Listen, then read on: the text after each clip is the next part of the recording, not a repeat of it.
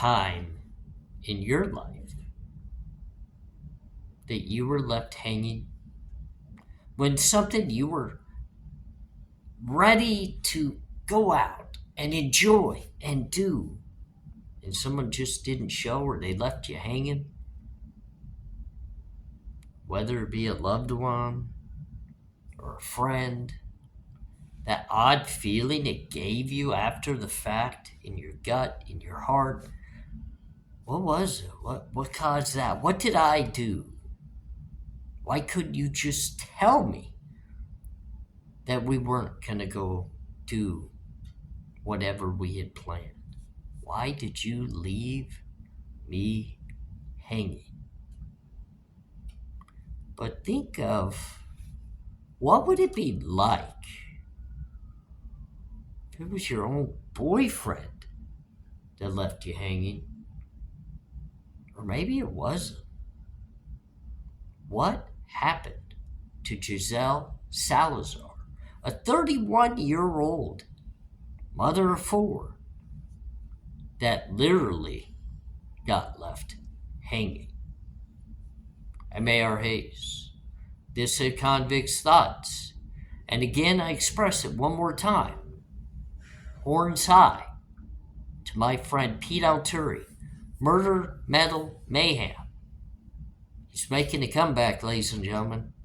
Each and every day makes a step closer to regaining the health that we all want him to have. Thank you for all your love and support for Pete and my push to get him back on this platform. But tonight, this is a case that I even think Pete would find very interesting and want to discuss, as I do as well, because Giselle Salazar, 31 years old, at 1:46 a.m. on May 31st, left the very boat her and her boyfriend resided on to go to the bathroom. She didn't make it back to the boat, ladies and gentlemen, after using the restroom. No. She was found later, hung and drenched into the very marina where the boat her and her boyfriend lived on sat. The oddity of it, the rope that was hanging her by the throat was not at all holding her hand that was raised in the air. Rigor mortis had set in, and her hand was held high with nothing holding it up, proving what many feared: she was actually killed and then staged as if she had committed suicide by hanging herself in the marina. Many had heard, numerous of times, her and her boyfriend fighting, arguing on that very boat, James Hart. But he is screaming to the rooftops he had nothing to do with the crime. Somehow, this mother of 4, in investigators' eyes, had been murdered when she left that boat.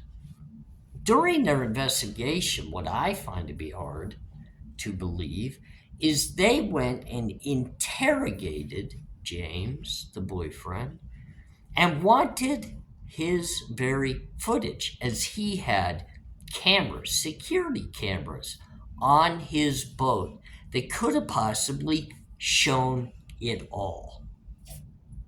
Anything and everything that happened to the girl he claims to love with all of his heart.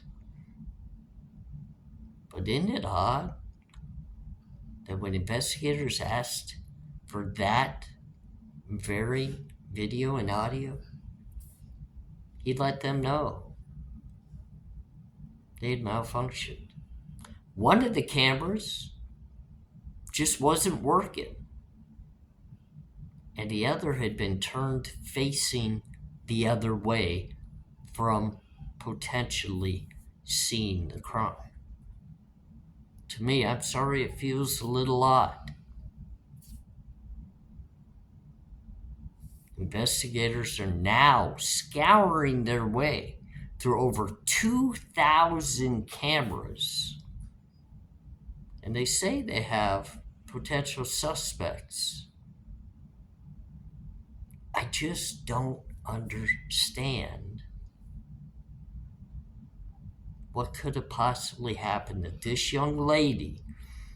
Life taken away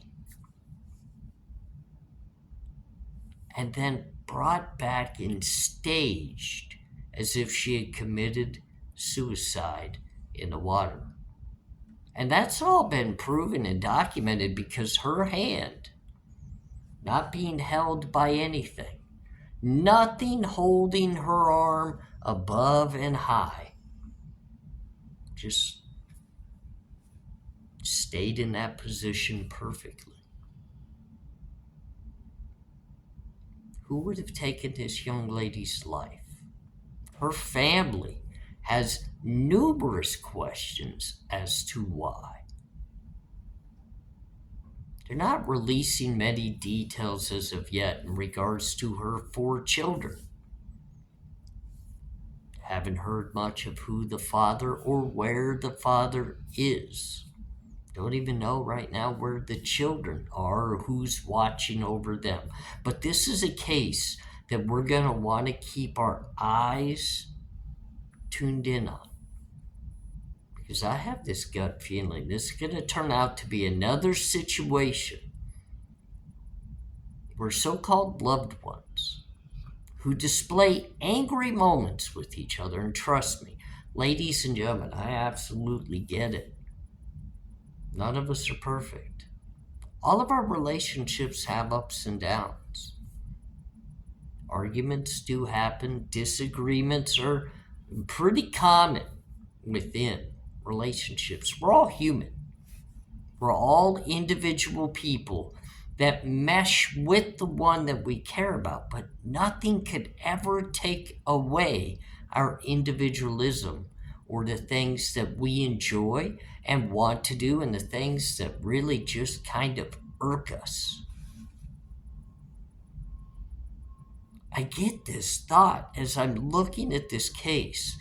It kind of puts me back to the Gabby Petito case or others that we see constantly end up in this very manner. A lost life with some sort of reasoning or the fallback on, I would never do this because I loved so-and-so, her or him, whoever lost their life.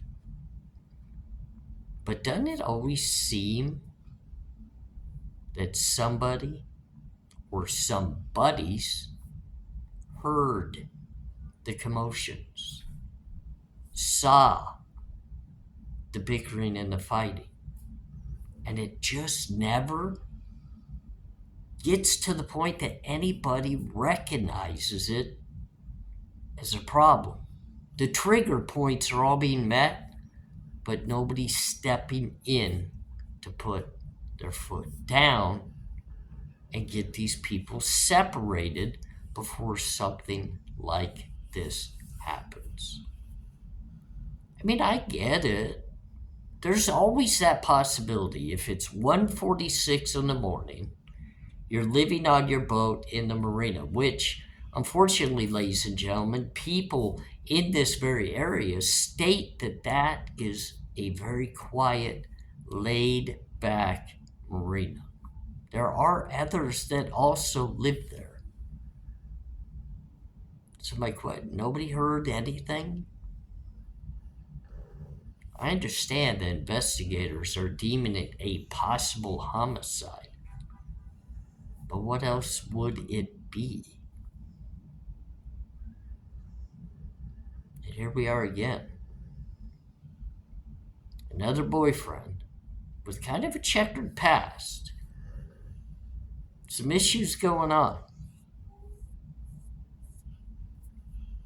and a young gal, a mother of four, losing her life in a very kind of sickening way, if you think about it. Makes me kind of think to myself, I'm glad people just left me hanging when it came to going to a movie, or they just left me hanging on a dinner date. This young lady, she got left hanging in the Marina. And it looks like she was killed somewhere else and brought back and staged in that very place. So we got all. I'm going to stay on top of it. We're going to keep our eyes peeled.